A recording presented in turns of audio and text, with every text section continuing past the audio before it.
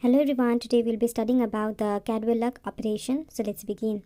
The George Caldwell in the year 1893 from the New York described a method of gaining the entry into the maxillary sinus via the canine fossa with the nasal enterostomy. Whereas Henry Locke in the year 1897 from Paris also reported the same procedure as his own. Later on, the procedure was accepted as Caldwell-Luc operation worldwide.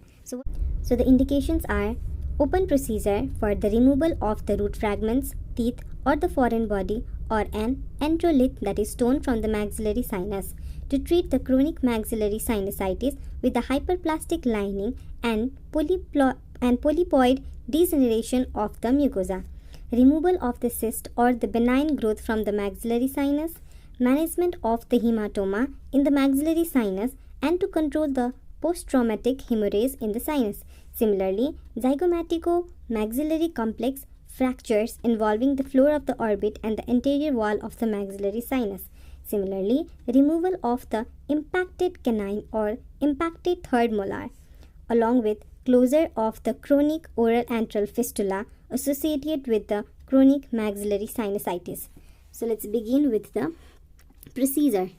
The surgical procedures can be performed under the local anesthesia with sedation or under the general anesthesia, which is preferred method. Now, a semilunar incision is planned in the buccal vestibule from the canine to the second molar area just above the gingival attachment. So here we can see the picture here, the intraoral incision of the Caldwell-Luc operation. So this is the semilunar incision from the canine to the second molar. Okay. Now next, a mucoperiosteal flap is elevated with the help of the periosteal elevator till the infraorbital ridge. Care is taken to prevent the injury to the infraorbital nerve. See here. So we can see the flap is reflected here, right? So next is an opening or window is created in the anterior wall of the maxillary sinus with the help of the chisels, gauze or the dental drills. The opening is enlarged carefully in all the direction with the ronger forceps to permit the inspection of the sinus cavity. The size obtained should be about the size of the index finger. This is to facilitate the palpation of the sinus lining with the introduction of the index finger into the sinus cavity. The opening or the window created should be well away from the apices of the roots of the maxillary sinus. Now we can see the window here, right? See, showing the perforation area for the window, and there is a enlarging of the bony window at the anterior maxillary wall with the ronger or bore.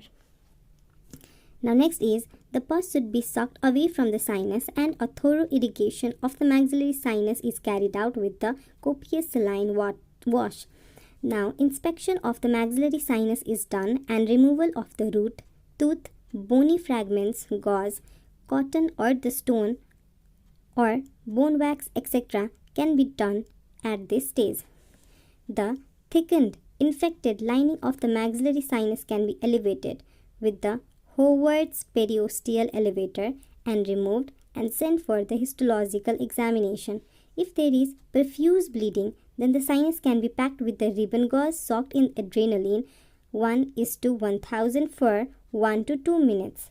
The antral cavity again is irrigated and can be packed with the iodoform ribbon gauze. The end of the same can be removed through the nasal enterostomy or through the same incision in the buccal vestibule that we made. The incision is closed with the 3-0 silk. Now let's talk about the post-operative management. We give antibiotics, analgesics, anti-inflammatory drug for 5 days, pack removal on the 5th day. Similarly, benzoin tincture inhalation 3 times a day, followed by nasal drops. Patient is instructed not to blow the nose, have soft diet and no vigorous gargling. That's it.